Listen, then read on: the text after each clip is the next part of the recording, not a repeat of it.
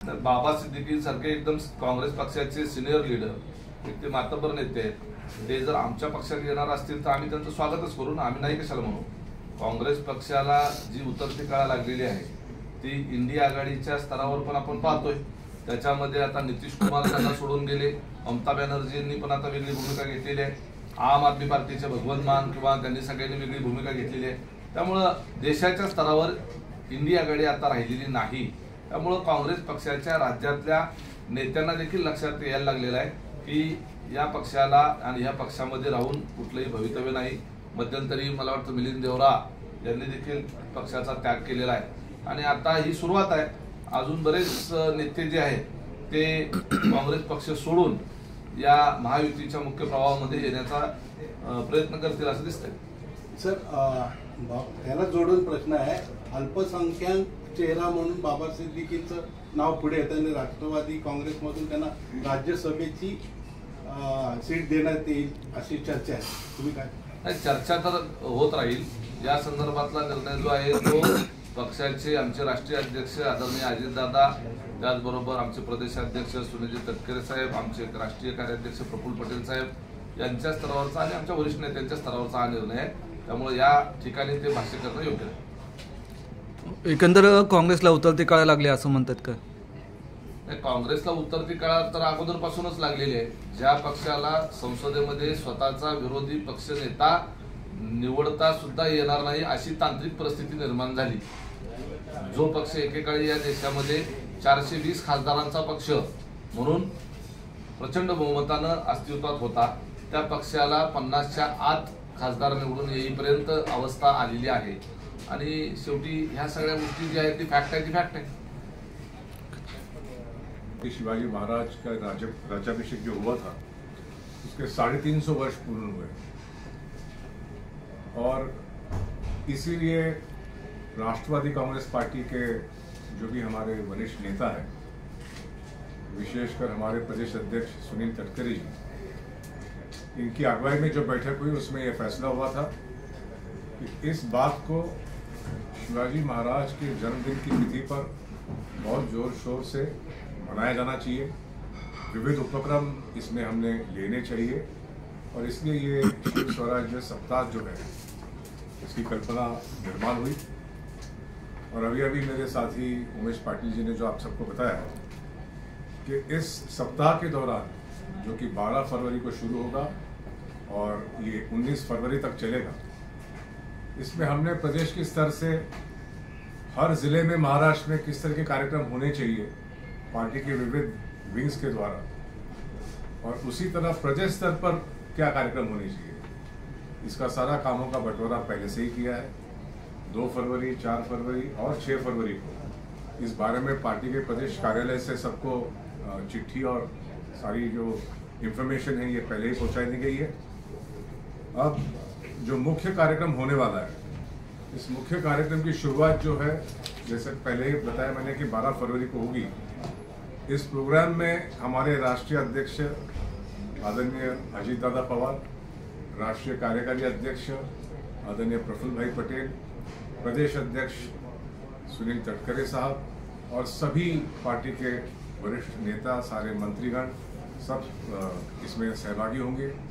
मुंबई के अध्यक्ष समीर भुजबल जी इस कार्यक्रम की शुरुआत करने के लिए गेटवे पर इसका कार्यक्रम होगा। पहले दिन 12 फरवरी को गेटवे से चेंबूर तक ये सफर तय करेंगे। 13 फरवरी को चेंबूर से निकलकर आगे ये वाशी, ठाणे, कल्याण, मलंगगढ़ और बदलापुर पहुंचेंगे। बदलापुर में दूसरे दिन का मुक्काम होगा।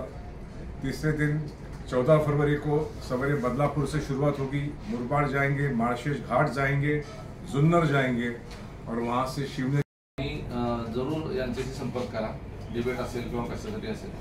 अजून एक मला या प्रेसच्या निमित्तानं आपल्याला विनंती करायची, असा उल्लेख कृपया केला जाऊ नये अशी माझ्या कडून आणि पार्टीकडून त्या संदर्भातली आपल्याला विनंती। परिशिष्ट 10चा निर्णय बाकी आहे, तोपर्यंत गटच म्हणावं लागेल असं म्हटलं गेलं। निवडणूक आयोगानं पक्ष म्हणून कोणाला मान्यता दिली आणि तो देण्याचा अधिकार हा फक्त निवडणूक आयोगाला आहे। परिशिष्ट 10चा विषय हा पक्षांतर बंदीच्या संदर्भातला आहे आणि त्याचा निर्णय घेण्याचा अधिकार जो आहे तो विधानसभेच्या अध्यक्षांना आहे आणि त्या निर्णयाला सुद्धा पुन्हा न्यायालयामध्ये वगैरे चॅलेंज करता येतं.